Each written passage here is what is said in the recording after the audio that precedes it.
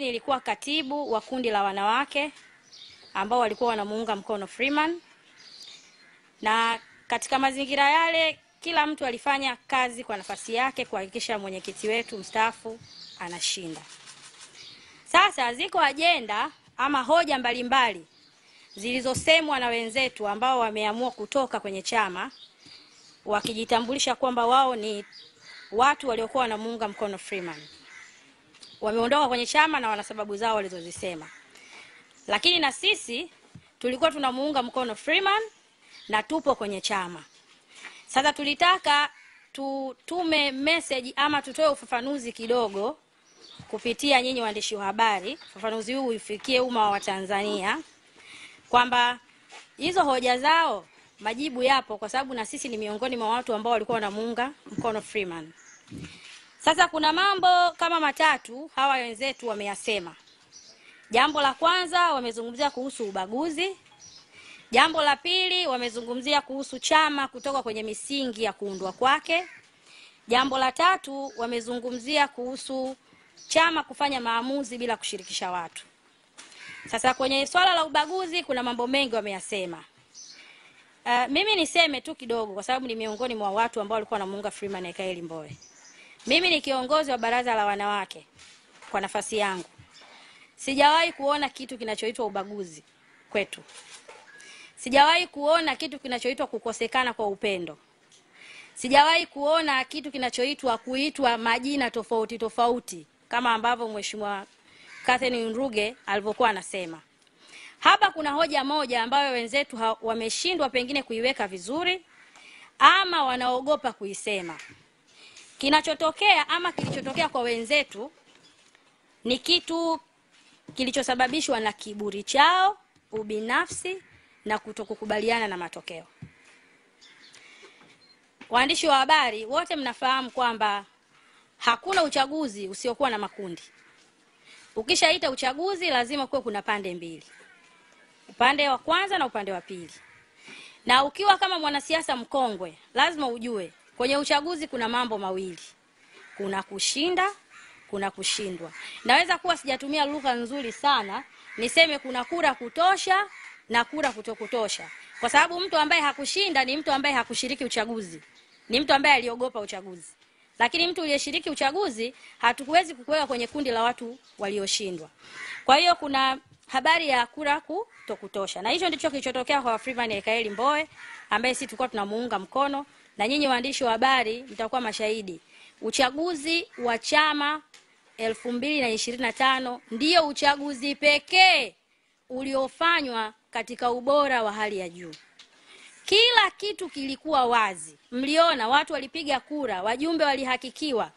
Kwa hiyo kwa mtu ambaye alikuwa anamuunga mkono Mheshimiwa Freeman, uungwana ilikuwa ni kukubali matokeo. Kukubali matokeo na kutoa ushirikiano wa hali ya juu kwa wale walioshinda. Kwa hiyo kinachowatafuna wenzetu kama nilivyosema ni kiburi, ubinafsi na kutokukubaliana na matokeo. Hakuna kitu kinachoitwa kutengwa, hakuna kitu kinachoitwa ubaguzi. Ni kiburi tu.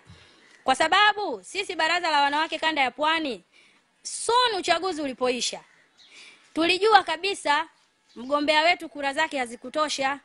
Tulichokifanya hatukusubiri chama kitubembeleze. Tuliona hiki chama ni kizuri, tunakipenda, tuna wajibu wa kukilinda na kukitunza. Tukatafuta jitihada binafsi, tuliomba appointment na mwenyekiti Mheshimiwa Tundu Antipas Lissu tarehe 30.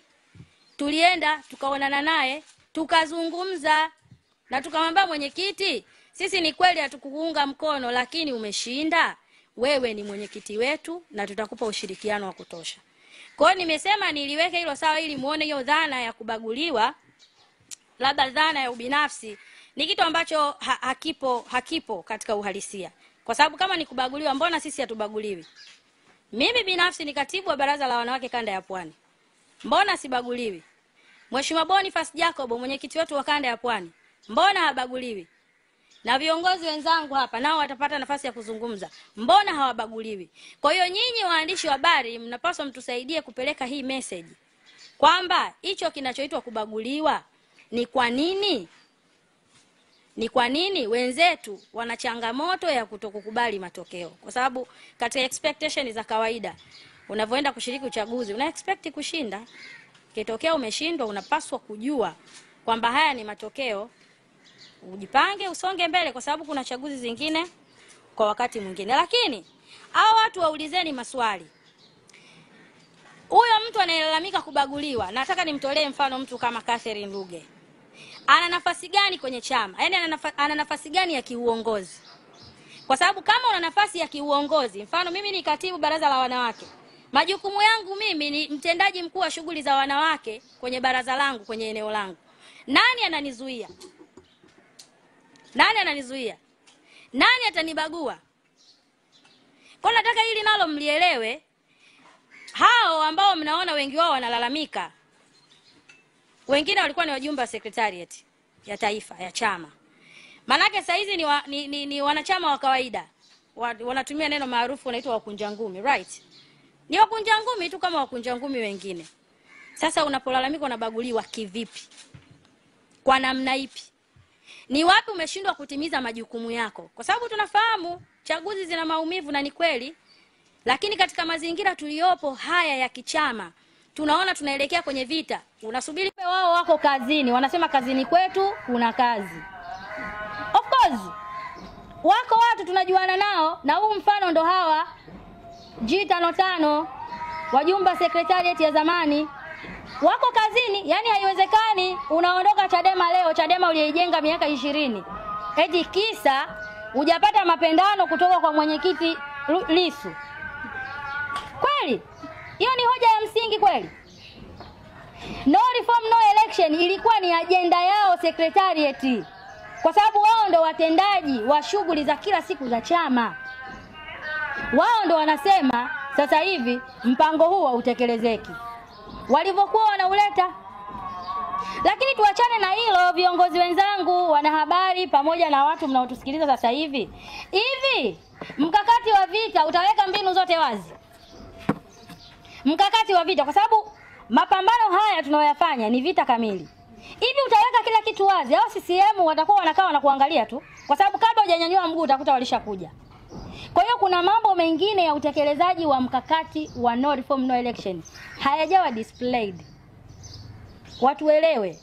Mambo mawili ambayo yanafanyika sasa hivi ni kuhakikisha tumezunguka Tanzania nzima kuwaambia tunaposema no reform no election sisi Chadema tunamaanisha nini.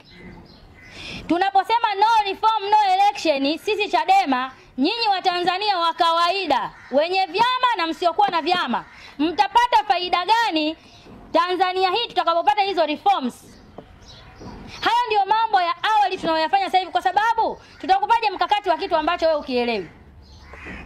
Tutakupaje mkakati? Kwanza uelewe concept. No reform no election maana yake nini? Faida zake ni zipi? Lakini tunakusanya saini za Watanzania ambao hawaridhiki na hii mienendo. Kwa tuna mambo mawili makubwa, na hizo ndo hatua za kwanza kabisa za kufanikiwa kwenye hii programu ya no reform no election. Ninaamini nimejibu hayo maswali. Unless otherwise kama kuna swali sijalijibu. Ndugu wanahabari, basi nitumie fursa hii kwanza kuwashukuru wanahabari kwa kufika hapa. Lakini vile vile nitumie fursa hii kama kiongozi wa baraza la wanawake kanda ya Pwani, kwa niaba ya mwenyekiti wangu ambaye alitarajiwa kuwa hapa lakini ana changamoto za kiafya ameshindwa kuja. Ninawashukuru kwa kuja, lakini tunaomba tutume message kwa wanawake wote. Tunaomba wanawake mnaotusikiliza na ambao hamjapata nafasi ya kutusikiliza, mtatusikiliza pengine baadaye kwa sababu this is digital. Msikubali kuingia kwenye huu mradi ambao serikali na G55 wanafanya.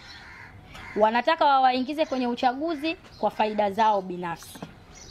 Kwa hiyo tunatoa rai na tunaomba muendelee kutuunga mkono kwenye agenda yetu ya no reform no election. Ni agenda ngumu, tunafahamu.